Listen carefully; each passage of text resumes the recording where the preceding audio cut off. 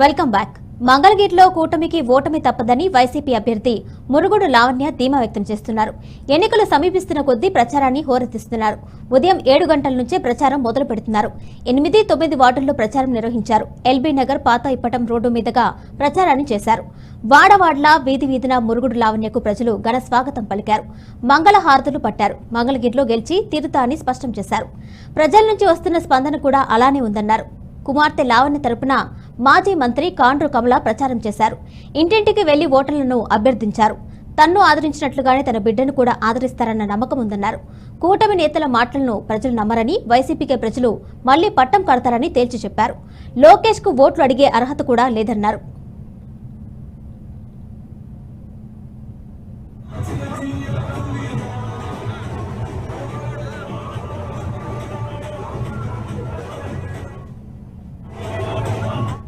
వర్గానికి కూడా ప్రాముఖ్యత ఇచ్చి వైసీపీ ప్రభుత్వంలో నాకు అవకాశం వచ్చింది. వైఎస్ఆర్సీపీలో మరి పేద బడుగు బలహీన వర్గాలకి ఇన్ని రోజులుగా ఇంపార్టెన్స్ ఇస్తూ వచ్చారు. జగనన్న కూడా మరి మహిళకి అవకాశం ఇవ్వాలి అనే ఆలోచనతోటి నాకు ఇక్కడ మంగళగిరి సీట్ కేటాయించడం జరిగింది. మరి కూటమిలన్నీ కూడా ప్రతిపక్షాలు ఒక్కటై మరి ఈరోజు కుట్రలు పన్నుతున్నారు. దాన్ని దయచేసి మంగళగిరి నియోజకవర్గ ప్రజలు కానివ్వండి, మహిళలు కానివ్వండి, ముఖ్యంగా అందరూ గమనించి మరి నాకు మద్దతుగా అందరూ ఓటు వేయాలని కోరుకుంటున్నాను. ప్రతి వార్డులోకి మేము ప్రచారంకి వెళ్ళినప్పుడు కూడా స్పందన చాలా బాగుంది. ఇవాళ 8, 9 వార్డుల్లో ప్రచారం చేస్తున్నాము. ఇక్కడ 9వ వార్డుల్లో 22A కింద పొరపాటున మరి ల్యాండ్స్ బ్లాక్ లిస్ట్లో పడ్డాయి. వాటిని మేము అధికారంలోకి వచ్చిన తర్వాత వెంటనే వాటిని సరిచేస్తామని హామీ ఇస్తున్నాము. మరి తెలుగుదేశం వాళ్ళు చూసుకుంటే వాళ్ళు ఏం చేశారు, ఆ 2 కుటుంబాలు ఏం చేశారు అంటున్నారు. మళ్ళీ 3వ తరం వచ్చింది అంటున్నారు. లోకేష్ గారు ఒకసారి గుర్తుపెట్టుకోవాలి, మీరు ఎన్నో తరం, మీ అవసరం ఎందుకు, ప్రజలకి మీ అవసరం ఉందా?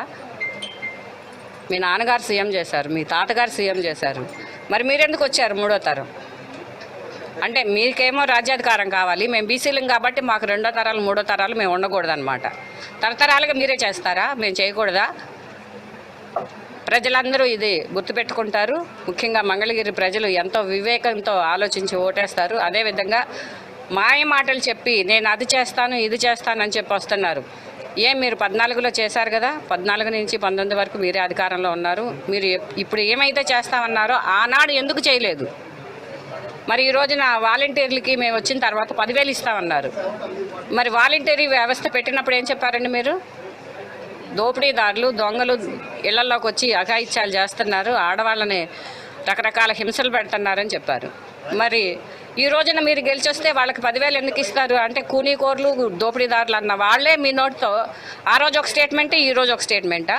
ప్రజలు ఇలాంటివన్నీ తెలుసుకోవాల్సిందిగా కోరుతున్నాను.